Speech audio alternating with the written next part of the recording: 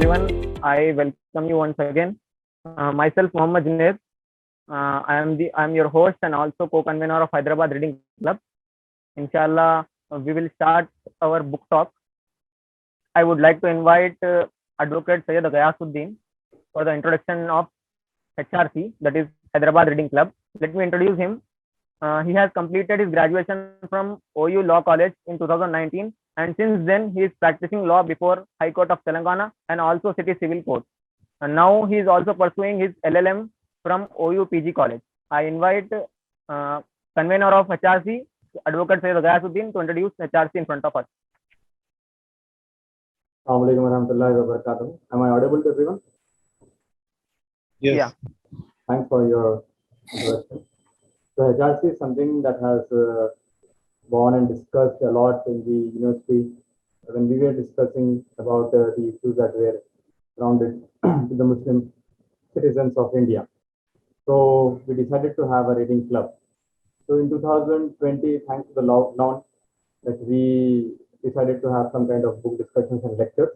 So in 2020, we had 4 lectures on self-respect movement of India, wherein we discussed various self-respect movement. I want you to just understand the difference between the independence movement and self-respect movement. So we focused on the various reforms that took place in Indian society. Then we had discussion on the right-wing politics, its history and issues that are there. And then we discussed about the annihilation of caste, in which we have invited the founder of Dalit Camera, Mohammad Reis. And in 2021, we decided to shift our discussions from national to the regional level. For that reason, we discussed about the history of Buddhist history of Telangana. We invited journalist Mallepalli Lakshmaya, who is a director for Dalit Studies and also renowned Telugu journalist. So later on, we had two sessions on Sudhir Committee, and the final session was chaired by Dr. Amirullah Khan, who was the member of the Hyderabad Sudhir Committee. And now you are here in the denial and deprivation. So we selected this book not just because it is about the facts and issues, but also it discusses about the policy intervention. And we are having author himself here to discuss on that. So I will not deal that issue, but I just want to give you a brief introduction about HRC. So you are here discussing, you are here knowing about HRC as under the domain of understanding Indian society. So we are having other 2 domains that deals with the Islamic thought and another about the contemporary ideas and ideologies. So right now, what all things that are being discussed here under the HRC is being discussed under the domain of understanding Indian society. So we are here now. I welcome, sir. That's it. Thanks a lot. And do be in touch with us in future, because we are going to have more such programs which will be dealing about the policy and the reforms that are needed. Thanks a lot, Junaid. Jazakallah khair. Now, before inviting our esteemed guest, Abdurrahman sir, I would like to introduce him. Abdurrahman sir is a former IPS officer who has worked in Maharashtra cadre for 21 years at different positions. He has obtained his BTech degree from IIT Kanpur, and he also writes and also lectures on different socio-religious and educational issues of a marginalized community. And one of the most important thing is that he is the author of book which we are going to discuss now. The name of the book is Denial and Deprivation, Indian Muslims Post Sachar Committee and Ranganath Mishra Commission Report. So I welcome you, sir. It's over to you. Abdurrahman sir, former IPS and author of our book. Assalamu alaikum to all of you. Am I audible? Yes, sir. Sure. So thank you very much, Hyderabad Reading Club, for inviting me to talk on my book, that is Denial and Deprivation. This is my second book. First book is Sachar Ki Sifarishein, which is in Hindi. And the book was basically the summary and concise of the Sachar Committee report. you know, the report came and it is in the academic circle. Parliamentarians were given the copy of the report, a copy of the report, but it couldn't reach to the masses. So I wrote the book Sajjar Ki Sifarishein so that the gist of the book may reach to the masses, and they should understand what is their present condition, what should be done to improve their lot. This is the second book, Denial and Deprivation. See, I have been given the mandate to talk on 4 chapters: introduction, then minorities and their rights, third, Muslim population and myth about it, and last, and affirmative action on Muslims. So these are 4 chapters. I'm going to speak about them. See, before discussing my book, see, I'm not going to tell what is written in the book. What is I'm not going to explain everything which is written in a particular chapter. Basically, I would like to highlight the background of the book, and at the same time, what should be done, what is the scenario, what the Muslims should do to come out of the situation. So these are the things we are going to discuss. And finally, the session will be open to question, and I'll be very happy if the audience asks some good questions. And I hope these questions and answers will benefit the community. See, before independence, there is only one report. Interpretation, sorry for that. We got one message from the audience. It will be better if we had a bilingual Urdu and English, because we got Urdu audience also. Yes, most of the time I'll be speaking in English, but if somebody feels some difficulty, they can ask some explanation. I feel I'll be very happy to speak in Hindi and Urdu also. Okay. See, before independence, there is one report which is W.W. Hunter's report, and that report was published in 1871. See, for every academic report, there is some perspective, some background in which the report is published and the research are done. See, 1871 W.W. Hunter's report was published because after 1857 revolt, there was a lot of confusion in the minds of Muslims, and the Britishers were feeling that the Muslims are not totally loyal to the British Raj. So they published 1871 a report, and they not only focused on the socio-economic, the employment conditions of Muslims, but they also gauged the loyalty of Muslims towards the British Raj. As far as the action taken on the report is concerned, nothing was done. It was basically to improve the loyalty of Muslims towards the British Raj. See, till the independence, I mean 1947, nothing was published on the condition of Muslims. After independence, the first Prime Minister, Jawaharlal Nehru, in one of his talks, said that publishing of reports on different castes and communities would basically cause a rift in the communities. It will basically create some heartburn in the society. And he preferred not to publish any report on condition of Muslims, not only on Muslims, but at the same time scheduled caste, scheduled tribe, other deprived communities. Till 1980,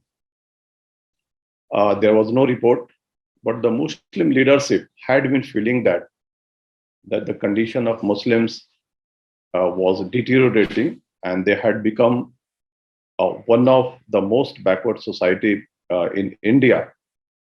So the Indira Gandhi government constituted the Gopal panel report. The Gopal panel report was submitted, but it was not made public and the report was not discussed. VP Singh government in 1989, when the government came, VP Singh had promised not only to put the report in the parliament, but he had also promised to act on the report. But he couldn't promise his promises. He could not fulfill his promises. So far, the Gopal panel report had not come in public view. In 2005, when UPA 1 government was going on and Manmohan Singh was the Prime Minister, on 9 March 2005, he constituted the Sachar Committee. It was basically the Prime Minister's high-level committee, and a lot of experts were there. Syed Zafar Mahmood, then other experts were there. The committee chairman was Justice Sachar, and the committee investigated the condition of Muslims. When the committee was constituted, the mandate was that the committee would gather data, do research, interact with the public, talk to the politicians, talk to the state government, talk to the stakeholders, and to prepare a comprehensive report on socio-economic and educational condition of Muslims.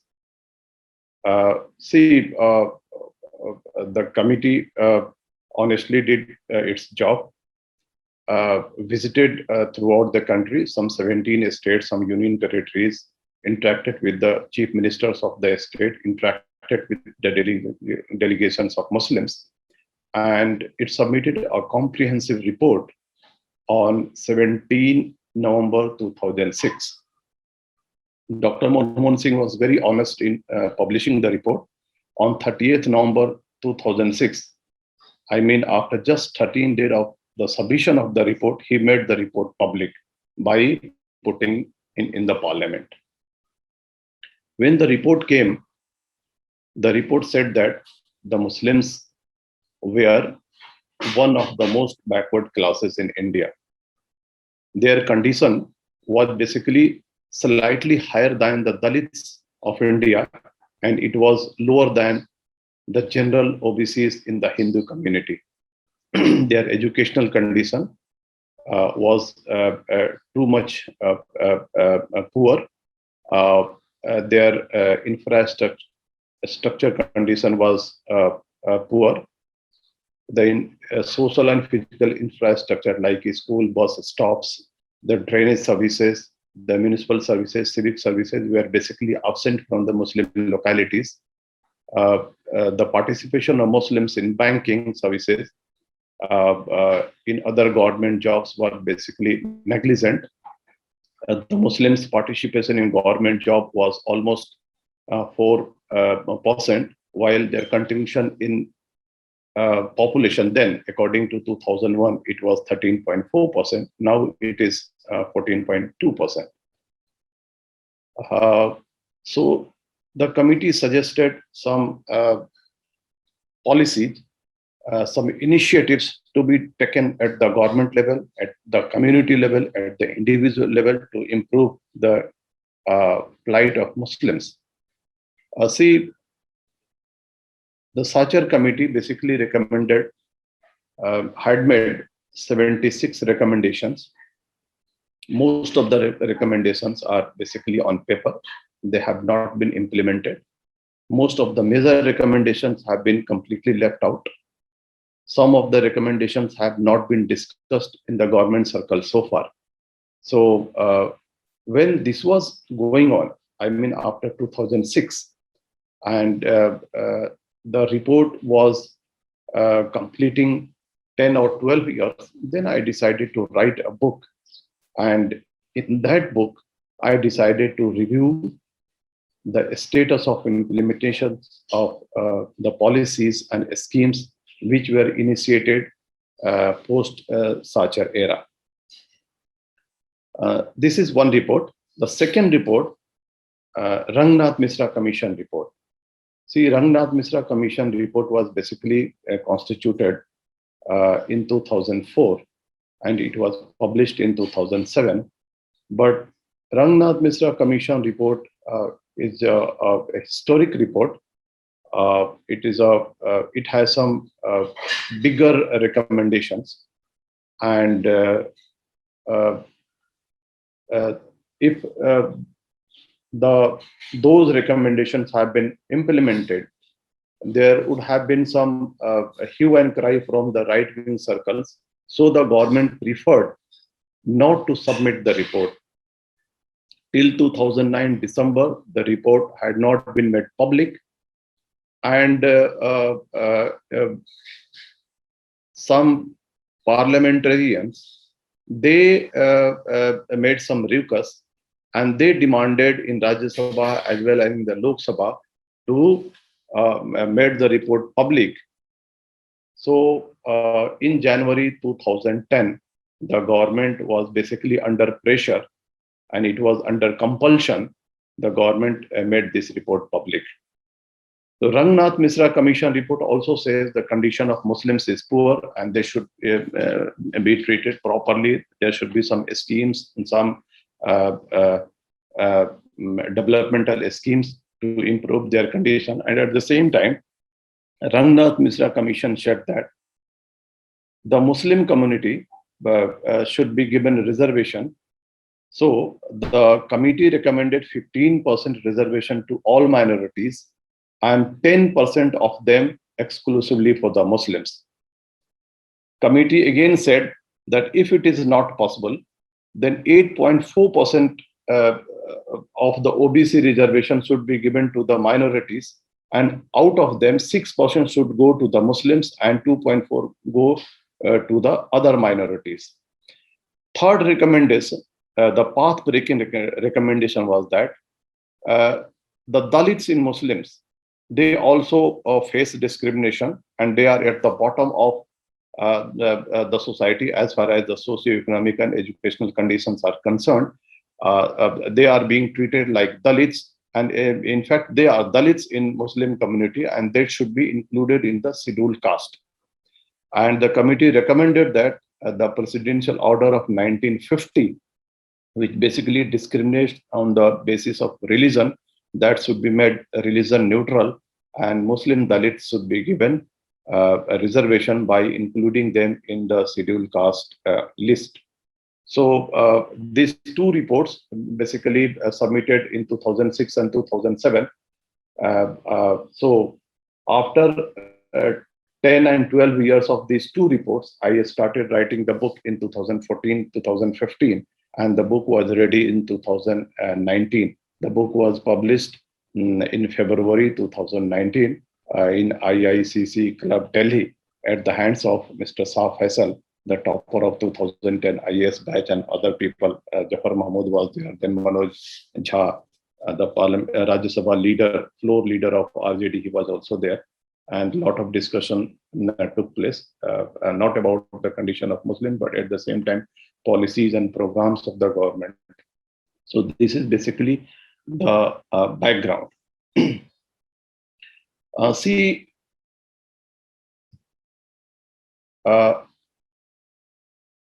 if you see the book, it not only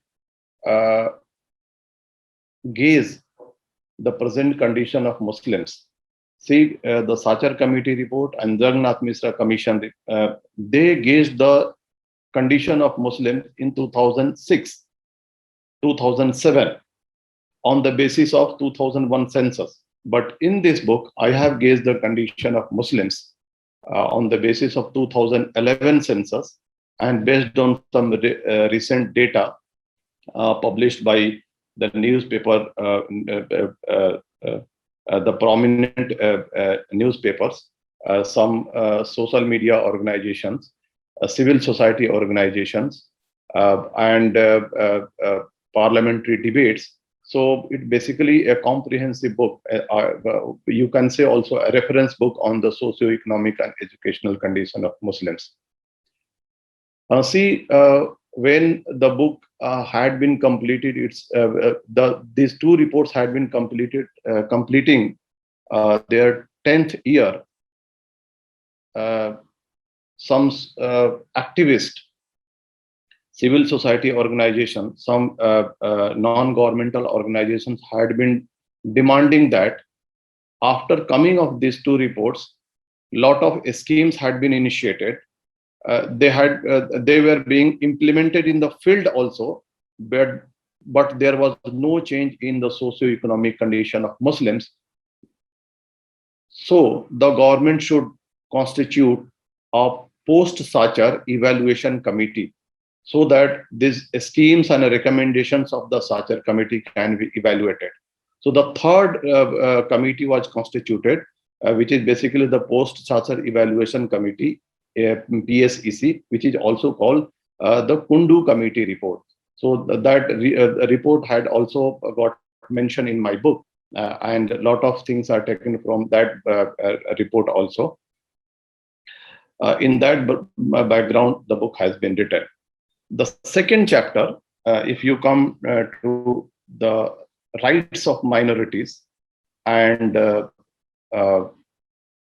what is the present condition of minority rights in India. See, there are a lot of international legal rights mentioned in the book, and at the same time, some rights given by the Constitution, Article 25 to 31, they have been mentioned in the book. But the thing is that the India is at the same time signatory to most of the things. But if you see the actual condition, actual situation of minority rights in India, it is before you see the communal rights, the treatment of minorities, the discrimination, the mob lynching, the discrimination at the highest level, discrimination at the ground level, the treatment given to the minorities, the slogan of "Go to Pakistan," the treatment given to the people by security agencies, the attitude of the government during communal rights. On the basis of this, you can judge that the condition of Muslims, all the minorities, especially Muslims, Dalits, and tribals, they are basically facing the wrath of the government. I'm not going to talk about the Dalits and tribals, but if you talk about the Muslims, their psyche, their concerns, if you talk to the people in public, their fear, their security issues, the people say that they have been pushed to feel as the second-class citizen of this country. So I'm not going to talk much about the second chapter, the fourth chapter, that is the rights of minorities. Immediately, I will shift to the population. See, the population is basically a numerical subject, but in India, it has also been communalized. You see, a lot of politicians are talking that the population of Muslims is increasing very fast. Their fertility rate is high, their decadal rate is high.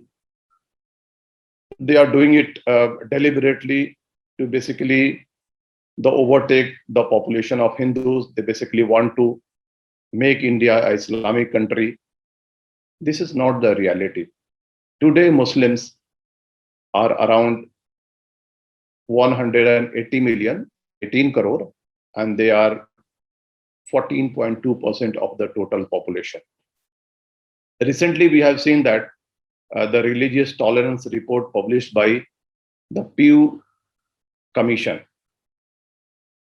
Have you any of you heard about the Pew report about religious tolerance?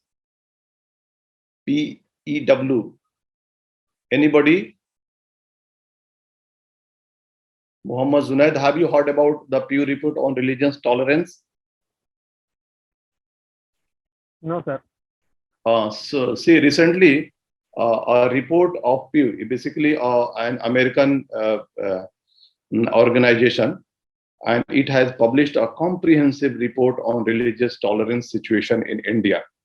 So this organization has also published a comprehensive report on the world population and its outcome and its future scenario. So the Pew report on population says that the decadal growth among Muslims is high as compared to the religious communities. I'm not talking about the caste communities. It is high compared to Hindus. It is high compared to Sikh, Parsis, Jain, and other communities. But at the same time, the decadal fall is also very high in the Muslims. So it was around 30% decadal growth in 2001. It has come to 24% in 2011. So drop is very high. And after 2 and 3 decades, it is going to be saturated and it will be equal to the decadal growth of other communities. And in that situation, when that time would come, the population of Muslims would be around 300 million, 30 crore, and it would reach only 19% of the total population. And in future, it is not going to overtake the Hindu population. So this is the situation. A lot of facts and figures have been given in the book. What are the 100 most populous districts as per 50 districts as per the Muslim population? Which are the 50 districts as per the concentration of Muslim? I mean the percentage of Muslims in that district. It has been given. The population of Muslims starting from 1951 census till 2011, it has been given. So it gives a lot of insight, and you'll be benefited if you read the whole chapter. I would like to tell you about the myth of the Muslim population.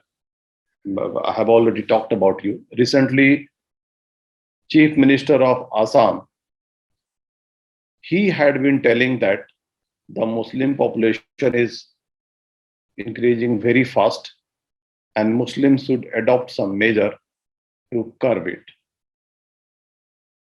In UP, there is a lot of discussion on this topic. And today or tomorrow, you can note it down that the central government is going to bring a bill to control the population.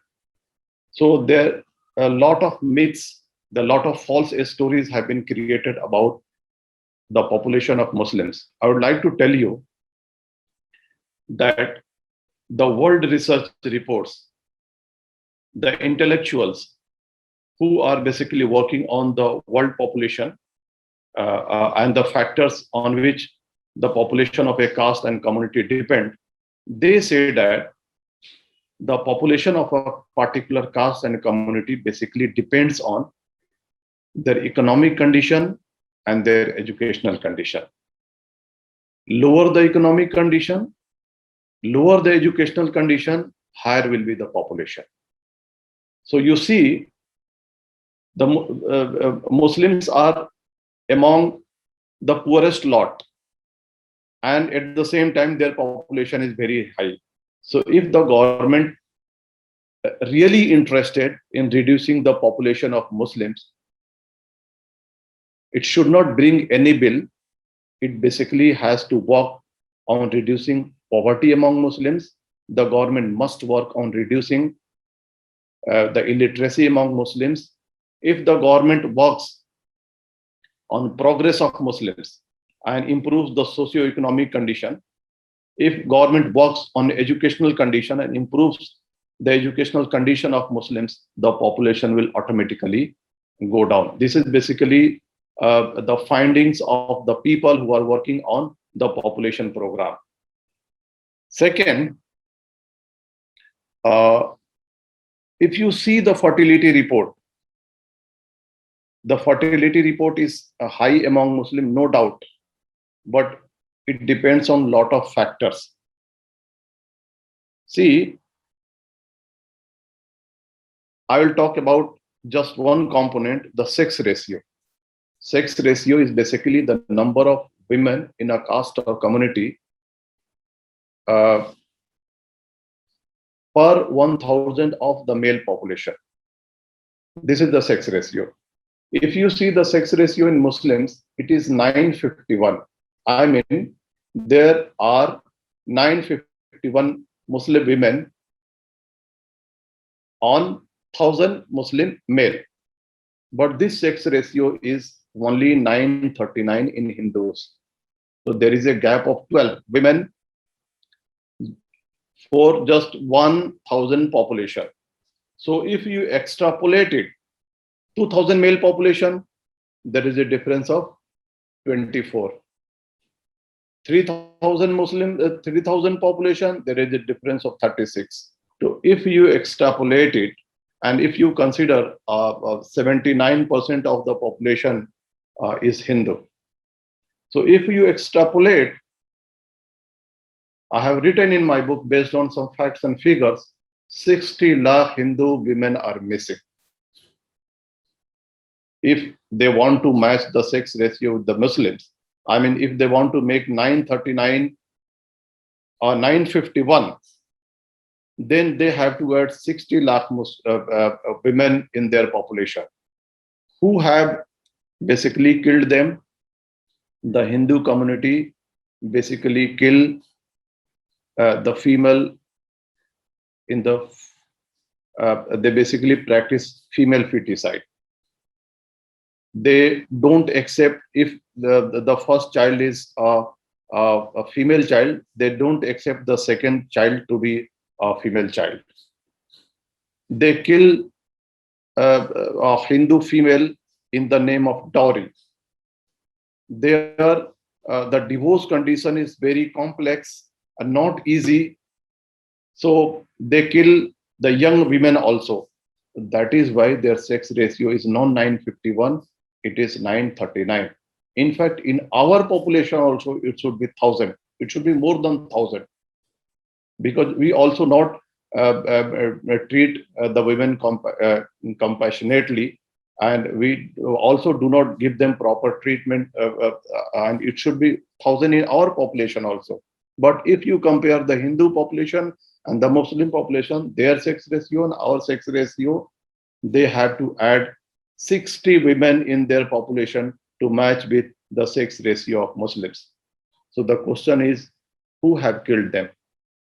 Instead of blaming Muslims, instead of targeting Muslims, instead of saying Muslims that they are basically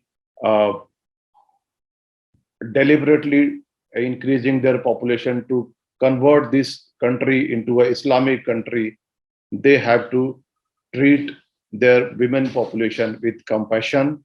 They have to conduct a reform in their society. So onus is not on the Muslims, onus should be on the Hindu community for improving their population. So it's a big discussion. And I have also told you that in the time to come, in the near future, the Muslim population is going to be saturated. At that time, the population will be around 30 crore, 300 million. And at that time, their share in the population will be 19 to 20%. And it is not going to overcome the Hindu population at any point of time. So whatever discussion is going on in media, on the television discussion, whatever discussion is going on WhatsApp University, whatever discussion is going on the public platforms, it's all rubbish. And if you read this chapter number 5, the population of Muslims and the myths, it's hardly 15, 16 page chapter. So you will be able to reply or their misconception. You will be able to participate in the discussion. At the end, I am going to speak about the sociological condition of Muslims and affirmative action. See, the Islam came in India not by Muhammad bin Qasim. Long back, it came to the coastal areas of Kerala around 600 AD.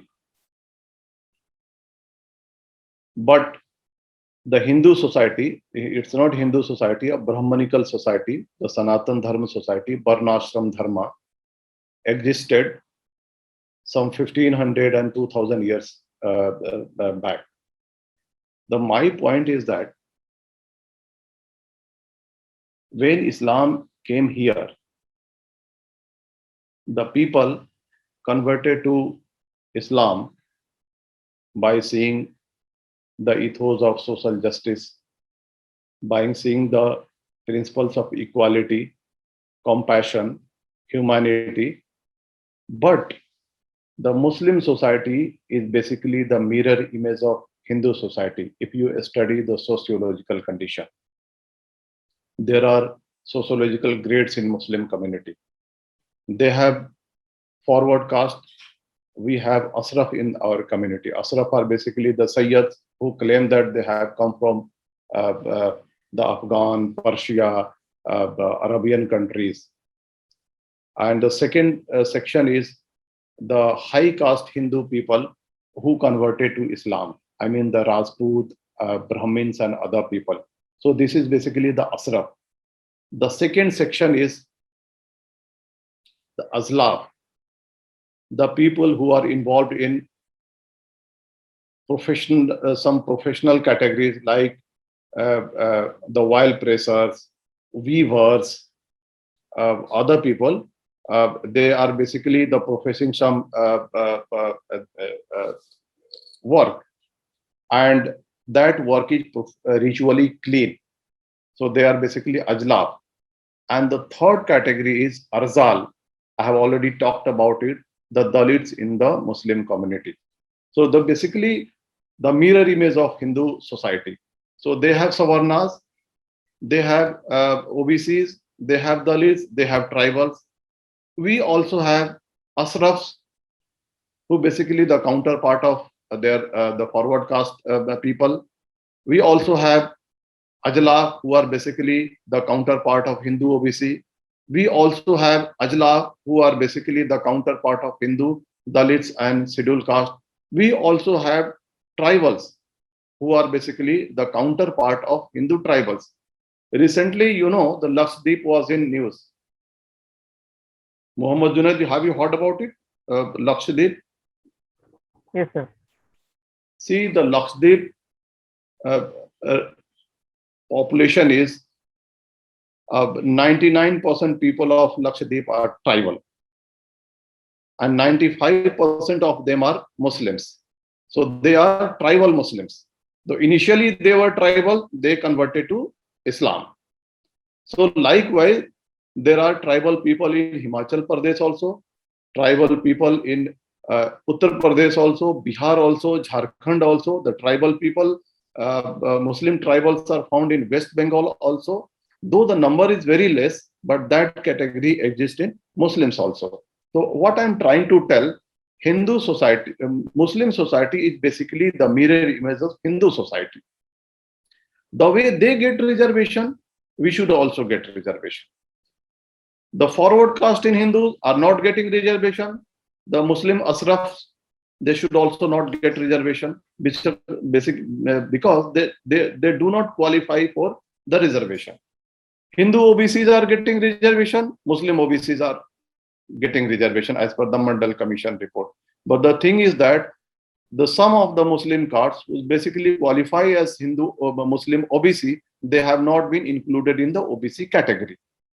Second, The Dalits in Muslims, now they are in the OBC category, but basically they are Dalits. They are basically they are counterpart of the Hindu Dalits. Their profession, their traits, their language, although they are professing Islam, but most of the things are basically similar to the Hindu Dalits. So they basically qualify for the scheduled caste status. The 1950 presidential order and the Article 341, basically a blot on the Constitution of India. When 1950 the presidential order was declared, it clearly said that the Dalits profession Hindu religion qualify for the scheduled caste. It was open discrimination. See, today, if there is some slight, you say, the portion of reservation given to the OBC are given to the minorities, and in that minorities, the religion is mentioned that the Muslims, then Sikhs, then Christians, then Jains should be given a 4.5% sub quota from the OBC quota. It has been challenged in the court that there should not be any mention of religion. But if you see the track record in 1950 itself, a clear mention is that the people professing Hindu religion should be treated as scheduled caste and none other than them. It is another thing that presidential order was amended in 1956 to include the Dalit population in the Sikh community. Sikh Dalits are also getting reservation under scheduled caste category. In 1990, the Dalits in Buddhist community, they have been given scheduled caste status. The three communities, the Hindus, Sikhs, and Buddhist, they have been given scheduled caste status. But the two major religions, Muslims and Christians, are deprived of this, and they have been facing the open discrimination on the basis of religion, and so far there is no justice for them. See, I thank the Christian community for raising this issue. Lately, the Muslims have also joined the fight, and it had been challenged in the Supreme Court. See, the lot of people talk, whatever condition of Muslims is today, it's not only the result of some BJP government. It is not only the result of some other government. It is basically the result of Congress government. When this scheduled caste status matter was challenged in the Supreme Court reminded the government, the Congress government, you file your reply. Almost 11 and 12 times, the Congress government avoided to file their reply. They didn't file the reply. Some 11 and 12 states, they have passed the resolution from their respective assemblies that the Muslim also deserve the scheduled caste status and they should be given scheduled caste status. But the Congress government couldn't file the reply, so the Supreme Court have not decided the matter. In 2015, 2016, when the Modi government came, they have filed the reply. And what they have said in their reply, that they don't support the claim that the Muslims should be given the scheduled caste status. The matter is still pending in the Supreme Court. Then the course of action for Muslim is that they cannot fight this issue on a street. They cannot fight this issue in some symposium, some workshop, or some on academic circle. They have only two options. Either they have to fight it politically, or they have to fight it in the court. So, and the schedule, you know, if a caste or community gets a scheduled caste status, it not only helps in getting admission, it not only helps in getting a reservation in job, it gives political reservation also. According to population, Muslim deserves 78 seats in the parliament. But how many seats we have in the present parliament? 25. Last time we were 22, 23. It has never reached the proportion which the Muslim population has in the main population. The thing is that there are a lot of reasons for this, and one of the reasons is that the scheduled caste, Dalits of Muslims have not been given scheduled caste status. If they get some 7, 10 or 12 seats will be reserved for them, and that seat will go to the scheduled caste of Muslims. So there are a lot of issues as far as the affirmative action is concerned.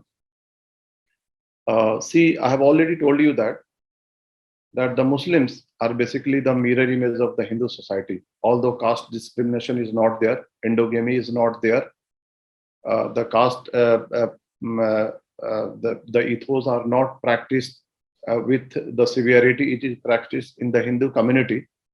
But basically, it is that mirror image. The Hindu OBCs are getting reservation, Muslim OBCs are should get reservation. Dalits are getting reservation, Muslim Dalits should get reservation. Tribals are getting reservation, Muslim tribals should get reservation. See, you can note one thing, that the ST status is religion neutral. Muslims are also getting the reservation in ST category. I have talked about the Lakshadweep. You know, the Lakshadweep is a ST reserved seat. And who is the MP there? A Muslim person who belongs to basically the ST community. But the thing is that the Muslim STs, they have not been enumerated properly. Basically, they constitute 1 and 1.5% of the population, but there is no proper enumeration. A lot of caste in the Muslim, they are basically tribals, and they have not been included in the ST category. You see, you can take the example of Banjara in UP. The Hindu Banjaras are included in the ST category. The Muslim Banjaras are not included in ST category. They are basically in the OBC category. So this affirmative action, it needs a closer analysis. You read the whole chapter, you will come to the conclusion that whenever we say the Muslim reservation, it basically becomes a communal issue. We should not talk about the Muslim reservation. We should say the reservation for backward caste among Muslims, a reservation for backward section in Muslim community, a reservation for deprived caste in the Muslim community. We should not tell the Muslim reservation. The moment you say the Muslim reservation, it basically becomes an issue on the basis of religion, and anything which is based on the religion, it cannot stand in any court of law. See, the history is that whenever some affirmative action is given to any caste or any community, it has been challenged in the courts, high courts or Supreme Courts. And anything on the basis of religion had been discarded. It has been rejected by the Supreme Court. So when you talk about reservation for backward section among Muslims. This should be the nomenclature. This is one thing. Second thing is that it should be treated separately. You demand that, see, the OBC population is around 52%, and 52% population is a huge population. Some castes are educationally very high, some castes are educationally backward. So Muslim OBCs are basically behind, they are educationally backward, and there should be some subsections in the OBC category. Some OBC category, MBC category, and then MMBC category. There should be 3 or 4 categories. Even the government is also considering to bifurcate the OBC category. The Muslim Dalits, they should be given proper reservation. Muslim tribals, there should be proper enumeration, and all the tribal caste of Muslims should be included in the ST category. So point-wise, we cannot treat the whole thing in one issue. We cannot bring all the issues pertaining to Muslim reservation under one umbrella, we have to treat these things separately. Then only we can get justice. And the thing is that we have some models of reservation, the Kerala model, the Karnataka model, the Tamil Nadu model, and at the same time, the Mandal Commission model. The people must study these reports, the model adopted by the Karnataka government, the model adopted by the Kerala government, the model adopted by the Tamil Nadu government, and the caste and communities of Muslims included in the Mandal Commission. So if you read all these things, your concept about the affirmative action, your concept about the amount of reservation given to any caste or community would be slightly clear. So these are the things. See, there are some 20 chapters in the book. At the end, I have given some conclusions. And in the conclusion, I have written that Muslims are basically 14.2% of the population, and they contribute only 6% to the GDP because of their backward socio-economic and educational condition. They are only 4% in the government jobs, even lesser in the private sector job. And any country which wants to become a superpower, they cannot become a superpower by leaving 15% population behind. If India wants to become a superpower, India wants to become a developed country, it cannot become a developed country. It cannot become a superpower by keeping Muslims behind. This is one thing. Second thing is that the problems of Muslims is not their problem. It is not the problem of only Muslims. It is the problem of the whole government. The problems of Muslims should be treated like a national problem. Then it will be easy for the government to solve the problem and at the same time bring the Muslims in the mainstream. Muslims should also work hard on community level. They must start some community initiative, and at the same time Muslims must work on the individual level. There should be some individual initiatives. Work hard. If you are a student, work hard in your study, achieve your goal. If you are in the government services or private services, work hard. If you are in, if you are doing some business, work hard. So there is no alternative to hard work. And the other thing is that you see the present scenario in our country. So leave the emotional things behind, work for your socio-economic development, work for your educational development. You demand the scholarship, you demand schools and colleges, you demand discrimination. There should be no discrimination. You demand justice. You demand an act to control the communal riot. All the religious demands you have to keep behind. Emotional issues you have to keep behind, because see, the government doesn't give any religious this thing. It is not going to serve you in any purpose if you demand some emotional issues, emotional these things. So the Muslims should learn how to demand, what to demand, when to demand, and where to demand. So the thing is that in the present scenario, you have to demand that the 76 recommendation which the Sarkar committee made way back in 2006, they should be implemented properly. Where is National Data Bank? Where is Equal Opportunity Commission? Where is Diversity Index? Where is the separate quota for Muslims? Where is scheduled caste status for Muslims? This should be our demands. Where is schools in the Muslim locality? Why there is no protection for Muslims? Where the communal rights bill is pending? So this should be our demand. So the change in attitude, initiatives on the individual level, initiatives on the community level, and at the same time, see, the government of the present day is basically the anti-Muslim government. I have no hesitation to tell this. But the thing is that when other government comes, you should know what to demand. Thank you very much.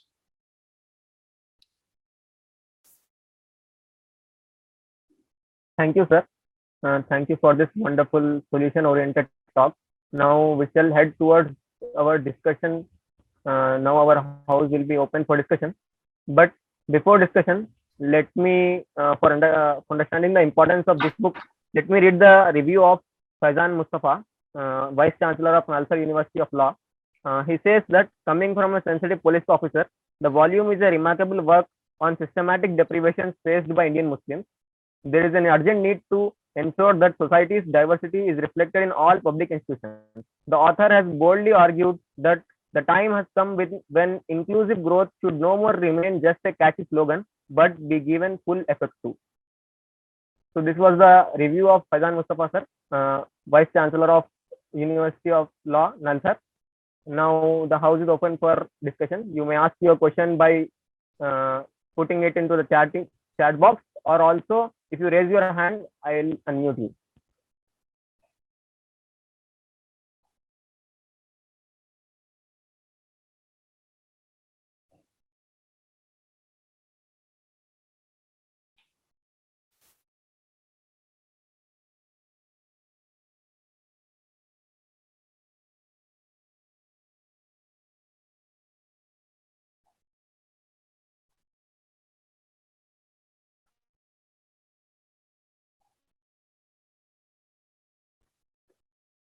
You can unmute them Hi, yes.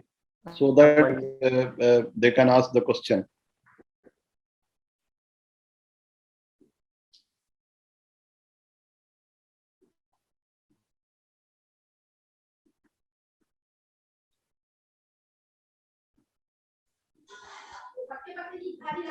Abdul Shakur, you are unmuted.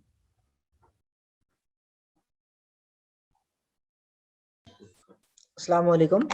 Walaikum salam. I have this small doubt of like when we talk about picking up issues on how and what to demand and when to demand. I would like to ask how can we have an impact on government policies? Like I mean, being at our place, like a common citizen, how can we impact on government policy making? See, ours is a democratic country, and it runs through democratic processes like the political parties, the elections, the government formations. And if you have numbers in a democratic country, you will be able to get everything you want.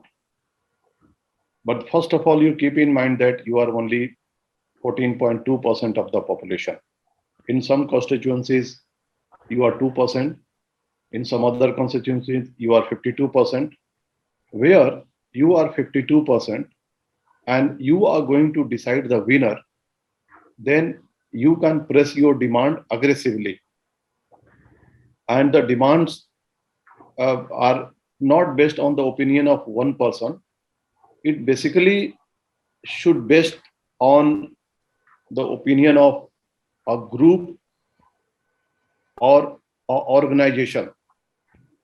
So if you demand some school, colleges, so it should not come from an individual. It should come from an organization. It should come from trust, some civil society organization, some national, some NGOs. Then only it will have some relevance.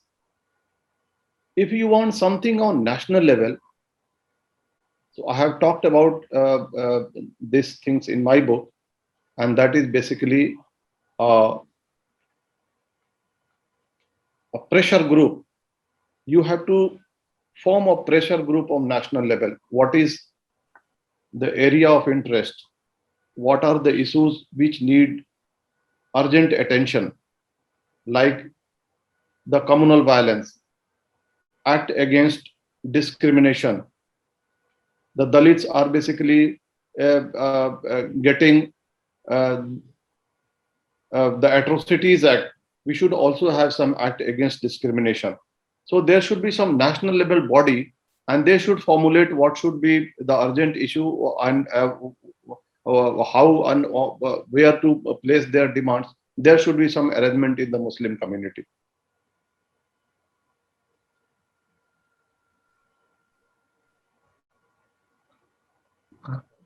Assalamu alaikum, sir. Abdur Rahman. Sir, my name is Azhar Khan, sir. Yeah, please tell me. Sir, I am speaking to you currently from Bangalore, sir. I am a research scholar here, and I am working on the state policies towards the development of religious minorities in Karnataka, sir. And in this regard, I am in my final stages of PhD thesis, sir. And my thesis is going to be on specific focus on the development of Muslims and Christians in Karnataka itself. So in this regard, sir, I have met some of the government officials, sir, and even tried to discuss them with regard to implementation of programs and schemes directed towards the upliftment of religious minorities, sir.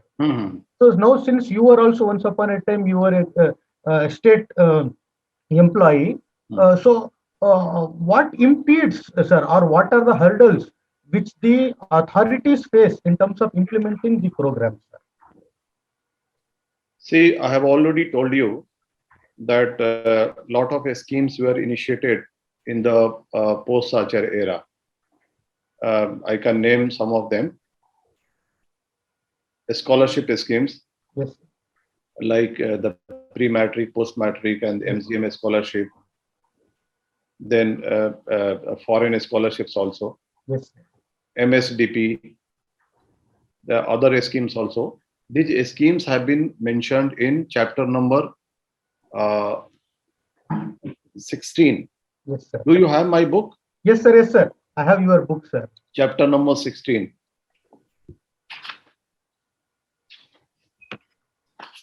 Chapter 16 is basically the government programs schemes in the post-Sachar era. Yes, sir. Yes, sir. Yes, sir. If you read, you will come. Where the books? Assalamu alaikum warahmatullahi wabarakatuh. आपने बहुत बेहतर अंदाज से बात की है. मैं अहमद अबू सईद हैदराबाद दक्कन से बात कर रहा हूँ. ये बुक्स अवेलेबल कहाँ हैं?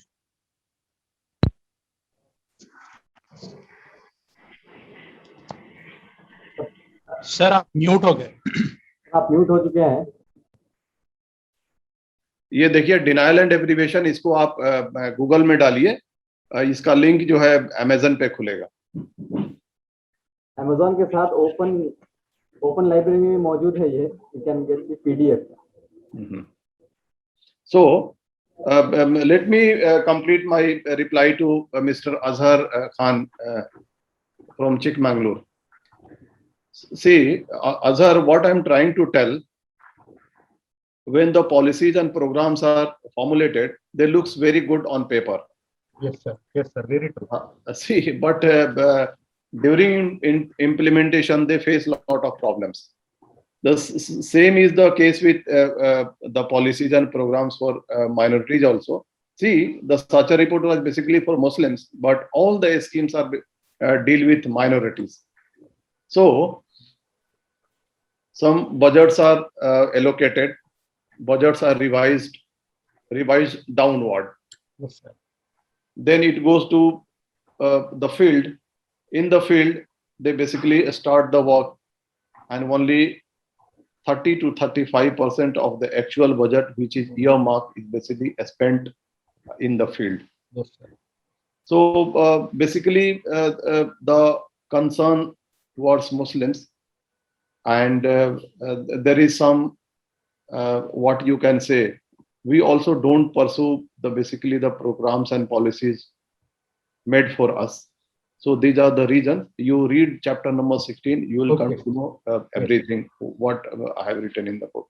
Okay. Thank you. Thank you, sir. Thank you. Assalamu alaikum, sir. Thanks. Sir, can you please lay a broad vision of political roadmap for Indian Muslims?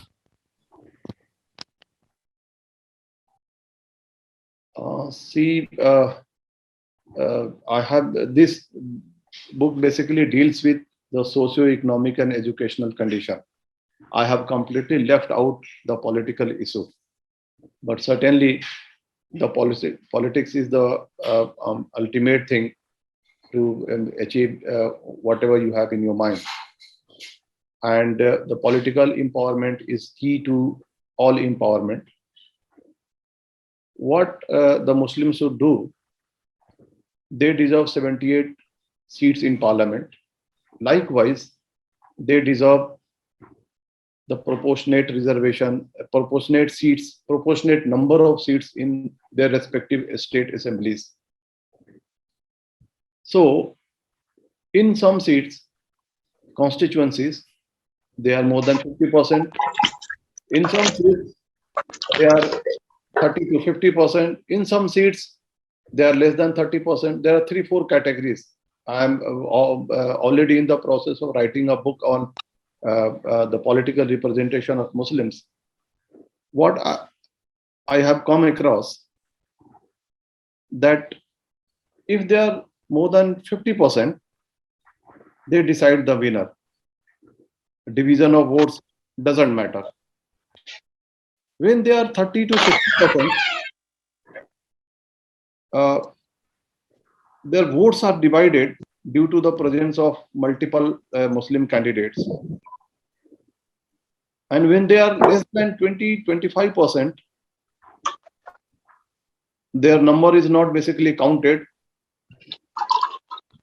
and they are not in the deciding position. So it's a tricky game. Let the book in the public, and you'll come to know how to resolve all these issues. Thank you. Now I have allowed the participants to unmute themselves, but please ask questions one by one. Usama Hazari can ask the question. Assalamu alaikum, sir. My name is Usama from Hyderabad. I'm a journalist. I have 2 questions for you, sir. First question is that we want to make changes in the community and bring about reform, right? But many Muslims, they have a stigma against bureaucracy or government jobs. Many people don't even want to go into bureaucracy and government jobs. So how do we change that, one? And the second question is, there is no caste system in the Quran or any of the Islamic scriptures. How did it come into the community of Indian Muslims? And how can we get it out of our communities?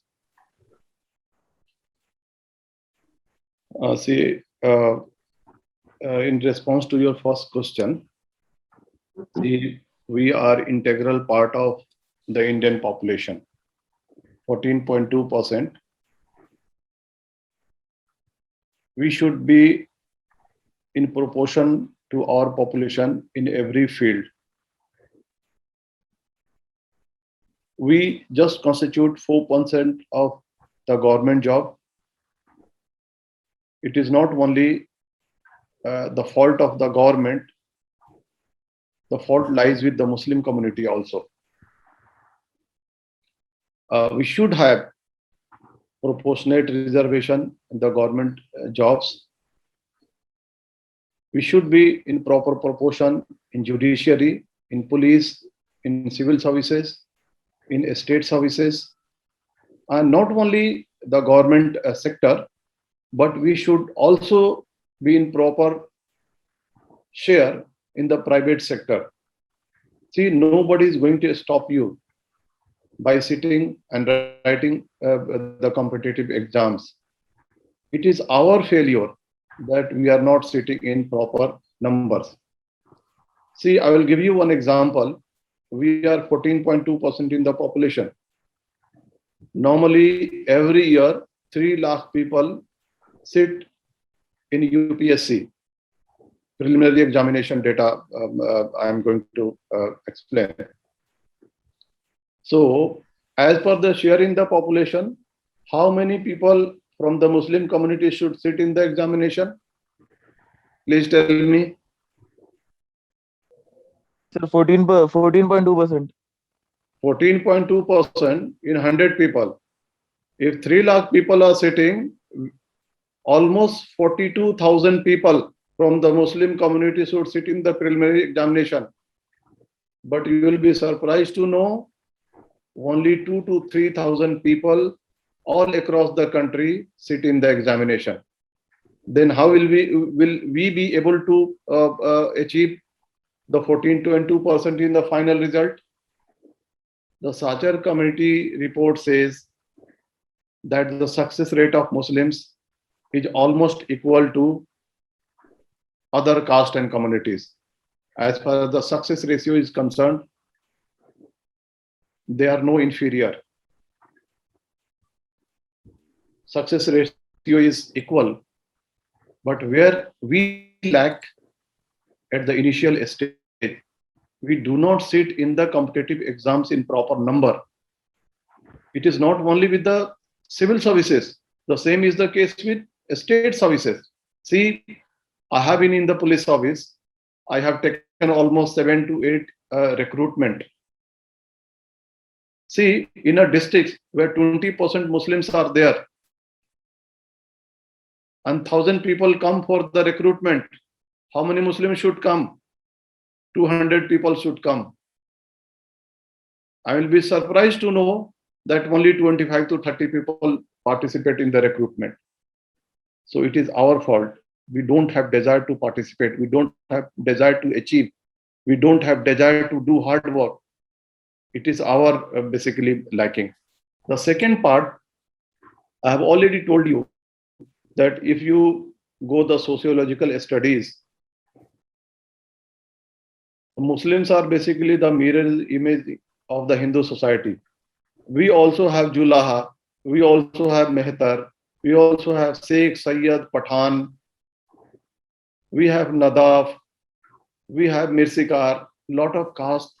Basically, is the reflection of the Hindu caste in the Muslim community.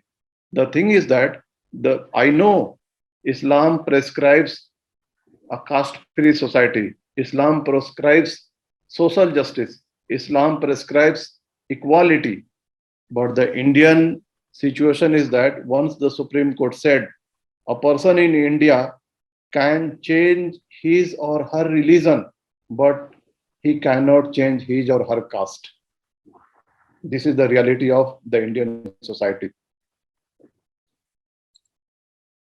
Okay. I request the audience to restrict their questions on the book.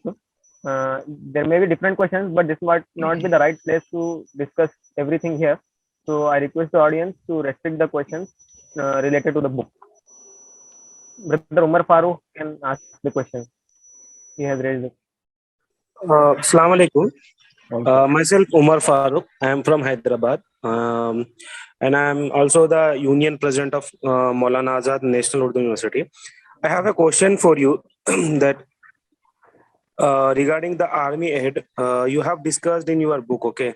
So army head count issue, as you discussed in the book, army refused to allow the Sachar committee to examine its records. Yeah, I know. Constitutional? Pardon? Sorry, have you got my? I didn't get your point. Okay, you have discussed about your army head in your book, okay? Na? Yeah, I have already discussed. Yeah. So army refused to allow the Sachar committee to examine its record. Yeah, was that constitutional? Exactly. What was the premise? He's trying to say on what grounds the army didn't allow the Sachar committee report that was established by the PMO. What was the premise of that? What made army not to allow the Sachar committee to enter into its premises? Is the army supreme to the PMO?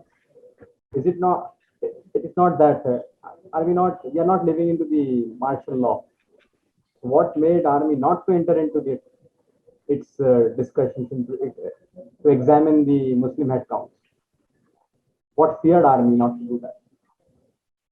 See, I have already discussed the issue in my book.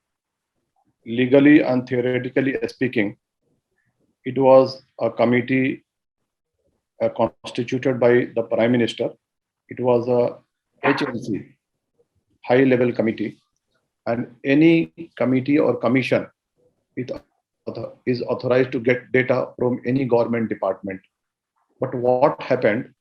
When the letter reached to the army headquarters, then army chief, I think J.J. Singh was there. He said that if the data regarding the representation of different caste and communities in army is published, it is going to affect the discipline in the armed forces. But that was not the proper reply. And in fact, it was illegal on his part to refuse to cooperate with the committee. And this issue has already been discussed. In fact, the government didn't press it. If the government had pressed it properly, the army headquarters would have been compelled to supply the data. So it was basically the failure of the government, which didn't press it hard. Thank you.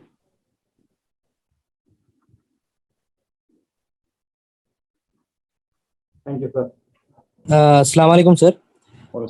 Name is Abdurrahim, and I am a student from Hyderabad. I have a question that what is the constitutionality of population control bill? Supreme Court has also uphold the law that restricts the right to contest the sarpanch and councillor post only to those who bear only two children.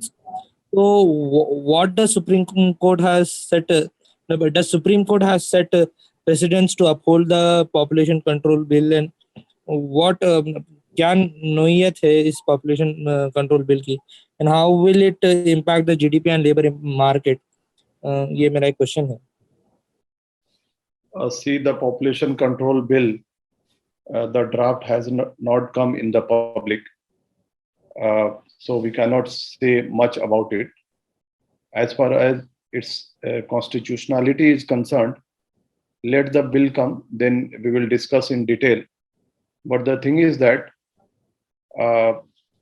as per the requirement of any country, the government is free to put any restriction, but that restriction should be universal. It should not discriminate on the basis of any caste or religion or any social or any economic or educational status. If any bill comes,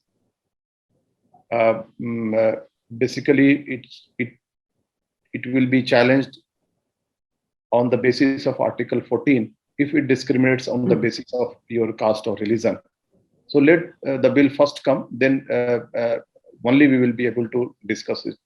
The Assam and UP has also started it, and in UP election also the government has specified some population terms also. So We'll move on because Sir has said that we will discuss when it comes to the picture. We will take up. Okay. Let the bill come first, then we will be able to discuss it properly. You can have a separate session on this bill. So with regard to something like on the policy approach, you have mentioned that there is a part of omission from the side of the police forces whenever the riots happen. The recent Delhi riots, there was a omission on the part of the police forces. They deliberately allow the things to happen. They deliberately allow the mob to come and rob the population and so and so. So with regard to that, can prevention of SC/ST atrocity act can help us, because SC/ST prevention of atrocity act identifies that all slurs that are associated with the lower caste. So today, if any friction that starts in the society, it starts with the word Mia or Mullah. And until unless that Mia and Mullah is not being penalized, we will not be able to stop the hatred, and that hatred will lead to the mob violence or mob lynching. So in that regard, can you discuss how the police force and the dereliction, the omission on their part, can be checked with the help of Prevention of SC/ST Atrocity Act? See, I have already discussed the issue of mob lynching in my book. Everything in a democratic country depends on the attitude of the government. If the government is not of your favor, and the government itself wants to discriminate Muslims. Government itself wants to communalize the issue. Government wants to do politics on the basis of communal issues, and government wants to communalize the minds of people. Who is going to stop it? The only remedy you have, you can challenge those things in the court of law. This is one thing. Second, there is a Scheduled Caste and Scheduled Tribe Atrocities Act operating since 1989.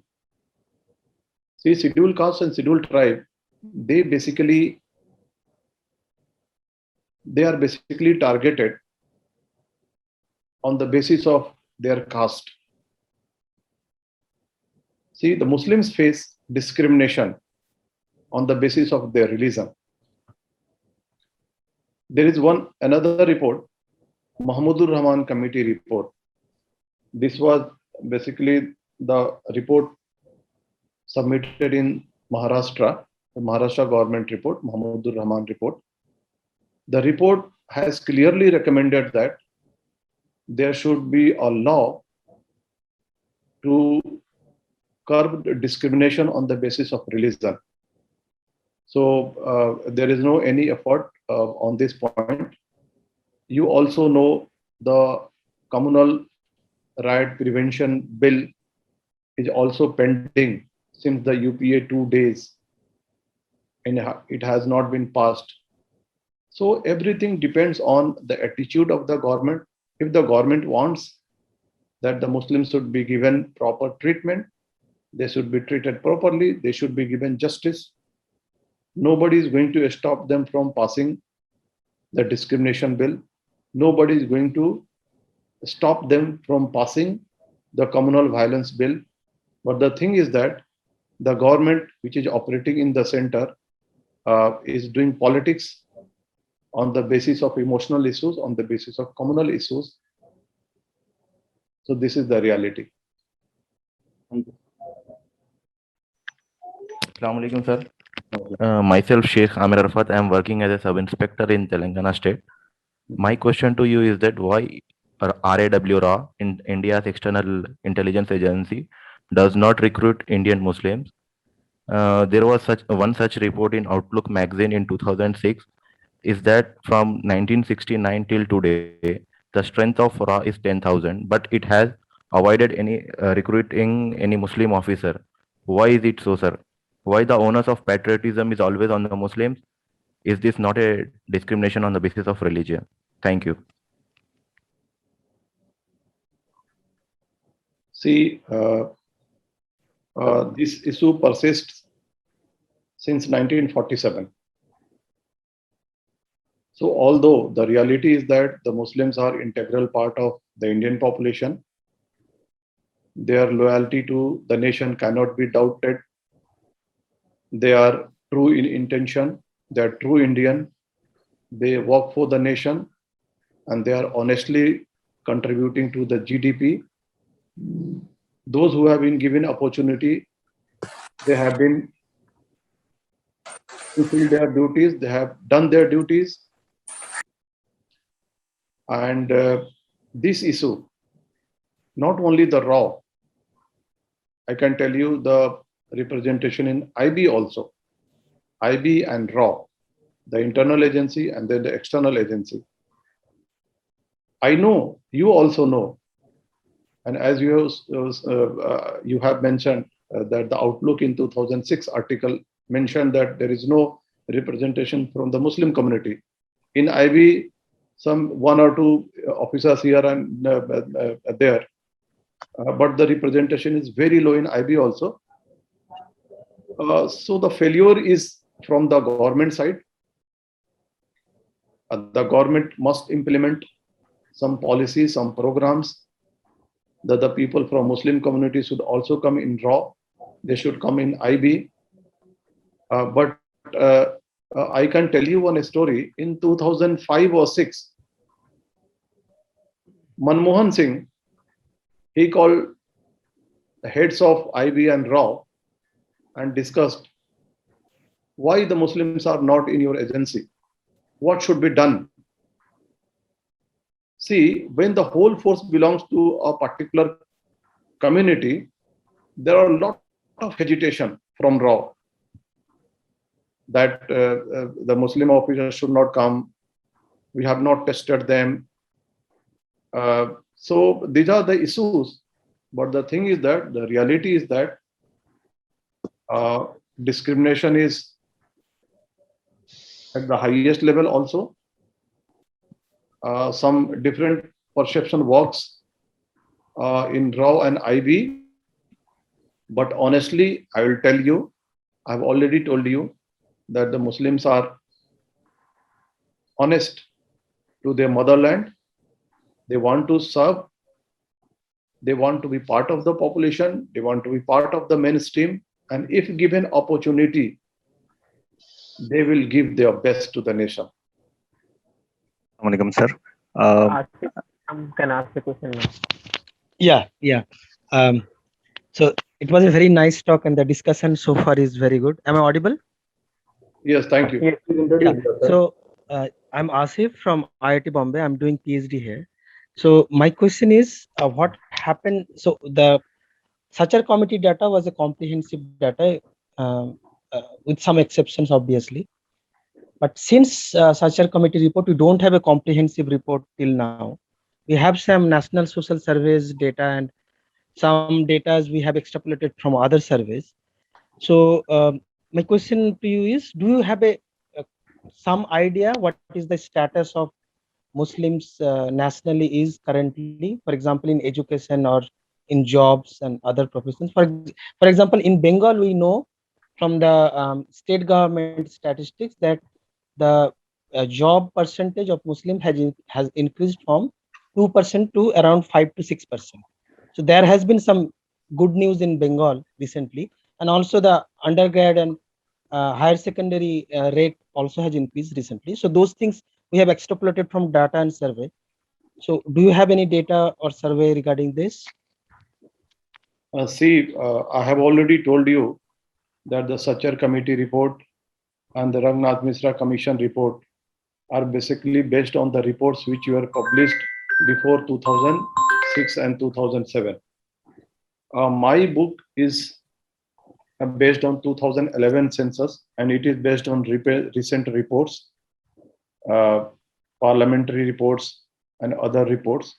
So whatever you have already said, that the participation of Muslim in education, participation of Muslim in jobs, participation of Muslim in other areas, I have already given the recent data. So you can go through this book, chapter number 6, education, chapter number 13, the government employment. So the recent data you can find. But the thing is that you also read chapter number 19, reports after report. See, Sachar committee report, Rangnath Misra commission report, or my book. These are basically the scenario on national level. So there should be some separate reports in states also. I have already explained that there was a Mahmudur Rahman committee report in Maharashtra on the status of Muslims in Maharashtra. So there is a report on the condition of Muslims in Telangana also. Gyasuddin will be able to tell. Yeah, sir. Sudhir committee was there. We had on that before this. So what I will advise you, the people living in West Bengal. West Bengal has almost 27.05% Muslims. Almost 1/3 of the population. They should demand from the government that there should be a separate report on the lines of the Sachar committee report on the condition of Muslims in West Bengal. Then only the policies and programs can be formulated. Thank you. No, Brother Abdul Momin can answer. Assalamu alaikum, sir. So I have two things. One is about those of the Indian Muslims who are living outside India for various reasons. What is the role that they can play, especially given the fact that, as you have also mentioned, that the denial and deprivation that the government or those in the administration have, that goes with their intention of not of denying and deprivating Muslims than their capability to do it. So what is the role that these Muslims who are well-to-do, who are not living in India and may have some impact? That's one question. The second is the prevailing condition. Do you think currently, especially the educated lot from the Muslim community, the young lot, is losing? Do you think it's right that people are opting to go out, maybe for whatever reason, but there seems to be a barrage of people who are trying to move out of India? Please comment on that, because that seems to be a problem currently. Thanks for that. See, as far as your first question is concerned, the people living in other countries, the Indian people working in other countries, I have already explained the issue in chapter number 9, the economy of Muslims. See, a lot of Muslims work in Gulf countries. Some Muslims are settled in US, UK, other parts of the world. They are working and they have been sending remittances to India. And those remittances are basically contributing to the GDP. So it's good that you are working there, but you are basically part of the Indian population and you are contributing to the national GDP. How you can influence the things in India? You know the Indian American Muslim Council in USA? Do you know about it? Yes, sir. There are 2-3 organizations, Indian American Muslim and Muslims of Indian origin in America. There are 2 or 3 organizations. They are basically the advocacy groups. They organize workshops, symposium. They discuss the current issues. They publish the reports. And these reports, somewhere in the USA, they are read by some commissions, the government, and they also consider those reports while considering their bilateral relations with India. So if you discuss the things in detail and if you publish reports, if you advocate, and if you organize yourself in those countries as per the local law, certainly it is going to have some bearing on the situation in India.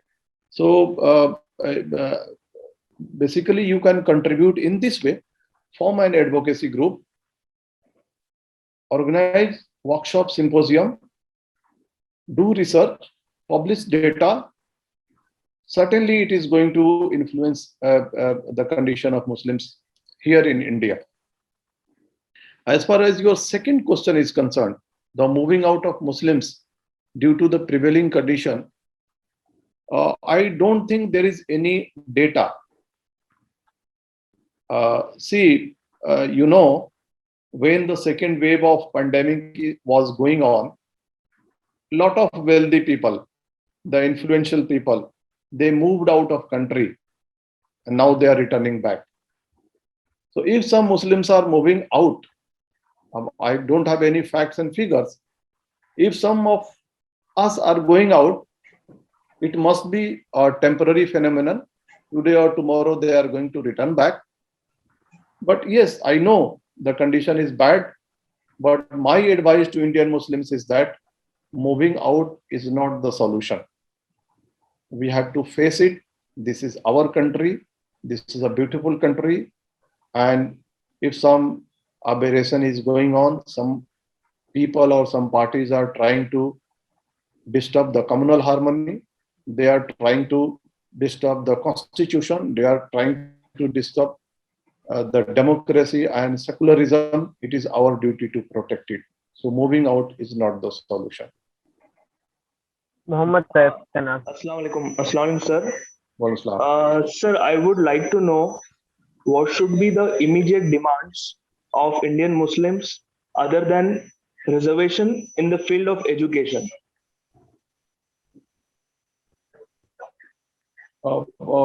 Please repeat your question, sir. Sir, I would like to know demands of Indian Muslims immediate demands of Indian Muslims other than reservations in the field of education? What should we demand from government in the field of education? I mean, you want to say that what Muslims should demand in the field of education? Yes, other than reservation. Reservation is there, but apart from that, what else we can demand? Today, if you study the social justice and the affirmative actions and reservations, earlier the reservation was only in job. But after 2006 and 7, when Arjun Singh basically passed the bill, the reservation for backward classes in admission. So today, if you talk about reservation, it is not only in job, it is in education also. Education means admission also. Then if a caste or community qualify for reservation, he is not only getting reservation in job, but he is getting reservation in admissions also. So apart from demanding reservation in admission and reservation, I think the Muslims today in India or in a particular state, they should demand good government schools in their locality. Not the high school or colleges or university, the good primary school. See, the base is the primary education. If the base is built properly, you can go to any high school, you can move to any college, or you can go to any professional educational institution. So the first priority should be that the Muslim locality should get proper primary government schools, number one. Number two, the scholarship. The poor Muslims must get a scholarship. And at the same time, since our representation in medical, in premier institutions, in IITs, in engineering, and other professional colleges is very, very low, the government must implement some other thing apart from reservation, so that the Muslims should be properly represented in premier institutions also. So this should be our demand. Thank you, sir. See, Rafat sir have explained many of the things which I had planned to tell in the conclusion. See, the thing is that, sir, I have already told you, for demanding or for participating or for removing the prejudices which you have explained, you need to know your condition, your socio-economic, educational condition, the schemes running for you, programs implemented by the government. So for anything, you need knowledge, you need reading. So Muslim community, especially the youth, intellectuals, they should start reading the books. I'm not talking about the religious books, the books on your socio-economic condition, books on your security condition, the books on your history, the books on your discrimination, the books which influences your security scenario. Read the books on population, then only you will be able to counter the prejudices, the other things which is hurled on you. This is one thing, reading. Second thing is that start working hard. Nothing can be achieved without hard work. Whether it is education, job, business, farming, or some other thing, if you are working 8 hours today, start working 10 to 12 hours tomorrow. You will be achieve bigger goals. Participation. I have already told you, you are 14.2% of the population. If you want to achieve 14.2% seats in UPSC, in civil services, then you should be 14.2% at the preliminary stage 40,000 people at the preliminary stage. We don't have that many students. First, create the wave, the flood, the urge to achieve. This is one thing, the work hard. Third thing, sir, I have already told you, this is our land. We are original inhabitants of this country. We are Mool Nivasi. Sir, we are Mool Nivasi of this country. We have not come from other side. We have not come from Punjab or Pakistan or Bangladesh or USA or United Kingdom. You are basically the product of this country. You are original inhabitant. So this claim should be generated in everyone. And we have equal claim on everything: jobs, reservation, resources, the air, the water, the government schemes, the government budget. We have equal claim on everything. This should be the spirit. And lastly, sir, you have already told that the attack on the Tablighi Jamaat was basically celebrated by the Barelvi Maslak. I am telling everyone who are still in this meeting that the attack on Tablighi Jamaat was not committed that they belong to Tablighi Jamaat. The attack was because they were Muslims. See, when you are discriminated or targeted because of being a Muslim in job or education or communal rights, then there should be unity. See, there are a lot of maslaks in other religions also. Take the example of Hinduism, 5,000 castes. In other religions also, lot of castes, lot of communities, lot of sections, lot of groups. And it is natural also. In Muslims also, some 60 to 70 maslaks are there. It is natural. I have already written in the book that I don't want to achieve unity on religious level, but I want to achieve unity on community level. If you are targeted being a Muslim, if you are targeted on your identity as a Muslim, there should be proper unity. And the last thing, that politics, the democracy and politics is basically the key to every empowerment. Political empowerment is key to every empowerment. Try to become a giver rather than achieving everything. We are basically creating a beggar community, begging before the mosque, begging before the madrasa, begging in this form, begging in that form. Try to become a giver. Help the people who have been detained by the security agencies illegally. Try to give, try to help the people. And if you create a perception and if you try to inculcate the habit that you will be serve the community, not only the Muslims, but other communities also, other spirit to give to others, serve others, then you will become givers, and then only you will be able to survive in the politics. And politics is the key to every empowerment. It is not only numbers, it is the spirit of becoming leaders also. Try to create leadership among you. Work hard for others also. Work for the justice, work for the development, work for other people, work for the people who are being targeted, Dalit, tribals. So when you will struggle, you work, you try to give to others, automatically you will become a leader.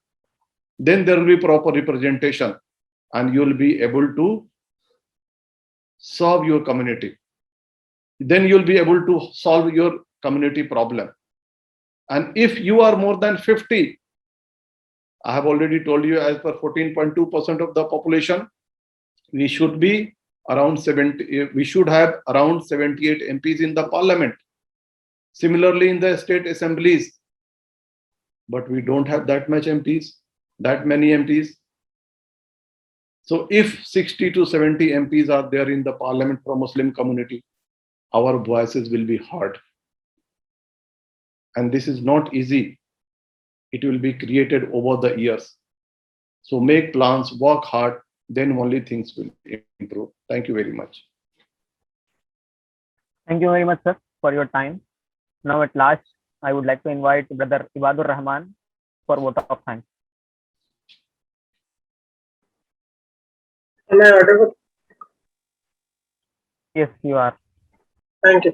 Ex-IPS Abdur Rahman sir, ex-IS Rafat Muhammad sir, Advocate Affairs, Junaid bhai, ladies and gentlemen. Good evening. It is my privilege to offer thanks on this occasion. On behalf of Hyderabad Reading Club and its members, I would like to heartily thank Abdur Rahman sir for taking time out for us on a Sunday and having this insightful session with all of us. I thank our audience for the questions and interactions for the duration of the session. A short insight about the Hyderabad Reading Club. We have been running for about over a year now, and we have had multiple sessions which have seen us discussing books, policy, suggested approach, and reforms as well. I would like to bring to your notice that we as members had a reading session about 2 weeks ago on this book, that is Denial and Deprivation, wherein different members of our group presented their understanding. Thereafter, we were able to arrange for this session. We hope to see you all as a part of our future programs as well. If you wish to join the WhatsApp group of HRC, that is Hyderabad Reading Club, wherein we post updates of our upcoming sessions, kindly call or drop a message on the number mentioned in this session's poster. I'll read it out here once if someone would like to note it down. It is 954257847. Please note that we'll be having another session with Abdur Rahman sir. We'll be hosting him on the coming Sunday, that is 11th of June, at the same time. And that discussion will be on various other chapters of the book, that is, Waqf, bank credit, living standards, and so on. We'll be mentioning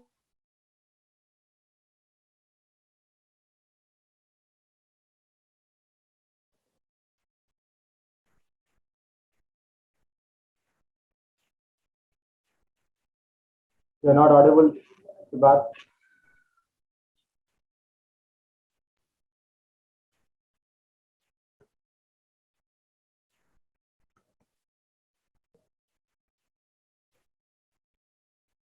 But you are not audible.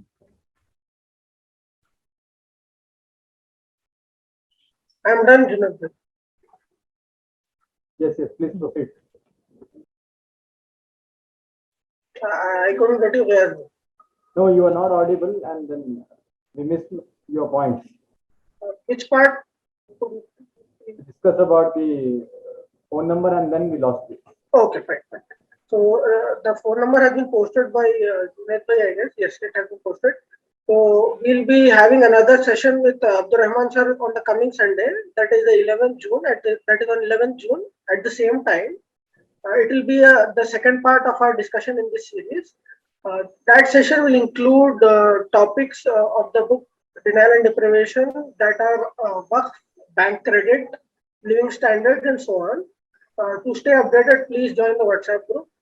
On behalf of Hyderabad Reading Club, it was a pleasure having you all.